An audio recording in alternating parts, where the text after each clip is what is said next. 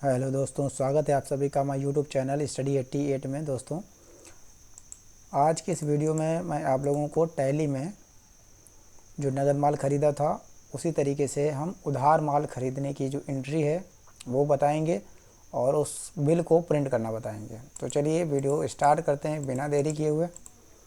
तो सबसे पहले आ जाना है अपने टैली में और यहाँ पर गेटवे ऑफ टैली में देखिए, यहाँ पर जो कंपनी पहले से बनी थी। दोस्तों, मैं बता दूं कि इससे पहले की वीडियो जो मैंने बनाई है जिसमें आपको एक तरफ से सारा कुछ मिल जाएगा, इससे पहले की 3 वीडियो बन चुकी हैं।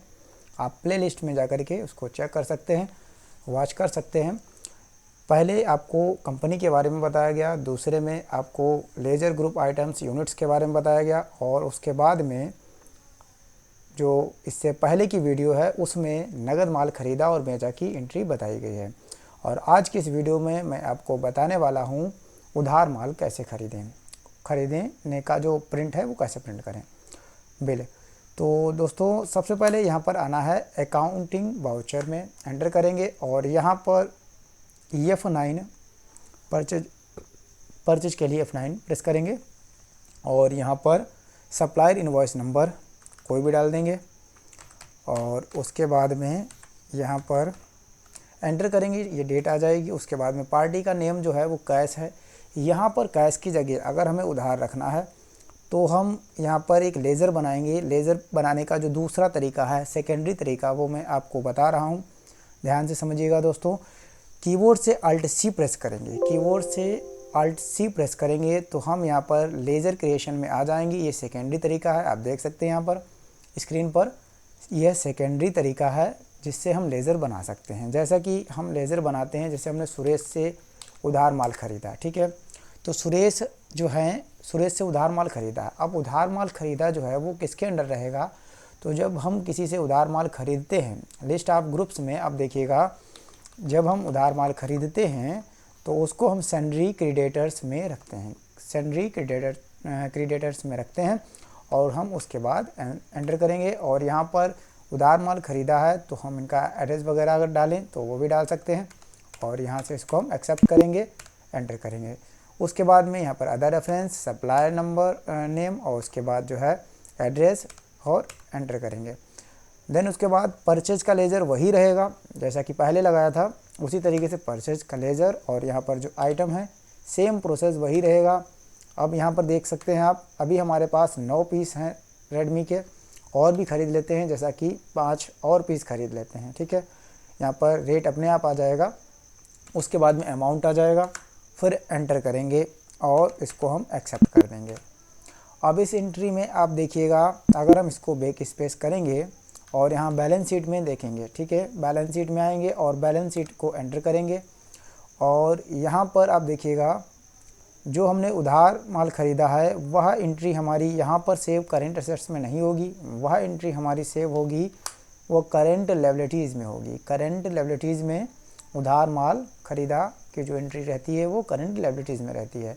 और यहाँ पर सैंड्री क्रेडिटर्स में आप देखिएगा 50,000 रुपये जो है वो हमको क्या करने हैं, उधार माल ख़रीदा है हमको ये देने हैं, ठीक है, यह 50,000 रुपये देने हैं। तो यह बिल अगर हम प्रिंट करें तो उसके लिए Alt P कीबोर्ड से प्रेस करिएगा और यहाँ से इसको हम सेव कर देते हैं। यहाँ पर हम इसको सेव कर देते हैं और सेव करने के बाद यहाँ से हम डेस्कटॉप पर आ जाते हैं और डेस्कटॉप पर ये देखिए इस फाइल को हम प्रिंट करते हैं और यहाँ देखिएगा यह बिल जो है आ गया है। सुरेश से हमने जो है उधार माल ख़रीदा है और यहाँ पर ये हमारा जो है कंपनी का एड्रेस दिया गया है, कंपनी का नेम एड्रेस दिया गया है और यहाँ से ये 5 पीस खरीदे हैं और इस तरीके से ये बिल प्रिंट हो जाएगा। दोस्तों, उसके बाद में अब हम चलते हैं अपने फिर से पीछे प्रोग्राम पर टैली में। तो यहाँ पर देखिएगा गेटवे ऑफ टैली में आ जाइएगा। गेटवे ऑफ टैली में आने के बाद अगर हम ये बात करें, जैसे अगर हम उधार माल ख़रीद के लाए हैं और कुछ माल रिजेक्ट हो गया तो उसके लिए हम माल वापस करेंगे, फिर उसको हम जो भी पैसे होंगे उनको अगर हमें चुकाना होगा तो वो चुकाने पड़ेंगे। ठीक इसी तरीके से पहले मैं आपको बता देता हूँ कि अगर उधार माल बेचना हो तो कैसे बेचेंगे, अकाउंटिंग वाउचर में आएंगे, ठीक वही प्रोसेस रहेगा। यहाँ पर इनवॉइस नंबर डाल के और उसके बाद में यहाँ पार्टी नेम में जिसको हम उधार माल बेच रहे हैं अल्ट सी के साथ में वो लेज़र बनाएंगे। जैसे हमने कहा मुकेश को उधार माल बेच दिया, ठीक है।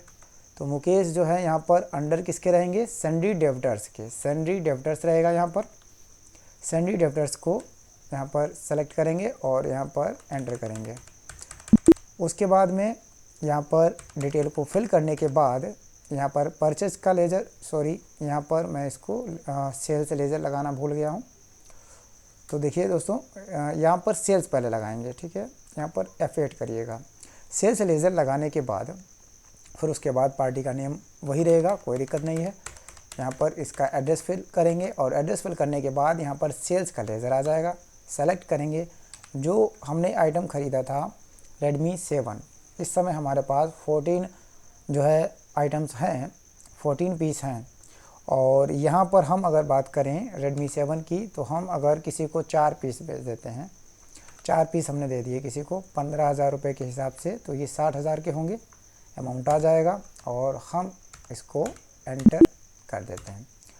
तो यह जो बिल है यह कहाँ मिलेगा, यह आपको बैलेंस शीट में देखिएगा। बैलेंस शीट में अब ये करंट लायबिलिटीज़ में देखिए वही 50,000 रुपये हैं, ठीक है। तो ये यहाँ पर नहीं शो होगा, ये कहाँ से होगा, करंट असेट्स में। वो भी कहाँ पर होगा, उसके लिए एक नया ऑप्शन यहाँ पर आ जाएगा, सन्डी डेब्टर्स। सन्डी डेब्टर्स में 60,000 रुपये, यह हमको क्या है, मिलने को है। ये 60,000 मिलने को हैं और हमको 50,000 रुपये देने हैं, वह करंट लायबिलिटीज़ में शो हो रहे हैं, ठीक है। तो इस तरीके से अगर हम बात करें तो यह बिल अगर हम प्रिंट करना चाहें तो इसको एंटर करेंगे अल्ट P, और एंटर करने के बाद यहाँ पर फाइल को सेव कर लेंगे और सेव करने के बाद यहाँ से मिनिमाइज करेंगे और इसको मैं क्लोज कर देता हूँ। ये 4 नंबर वाली जो फाइल है इसको ओपन करेंगे तो आप देख सकते हैं मुकेश को जो उधार माल बेचा है। तो ये देखिए यहाँ पर, सॉरी ये जो बिल है एक बार मैं देख लेता हूँ, दूसरी फाइल ओपन हो गई है, एक बार इसको दोबारा प्रिंट कर लेते हैं। यह जो बिल है 4 नंबर का, यहाँ पर इसको प्रिंट कर लेते हैं, अल्ट P, एंटर करेंगे और उसके बाद यहाँ पर इसको हम सेव कर देते हैं। और यह वाली फ़ाइल इसको हम ओपन करते हैं।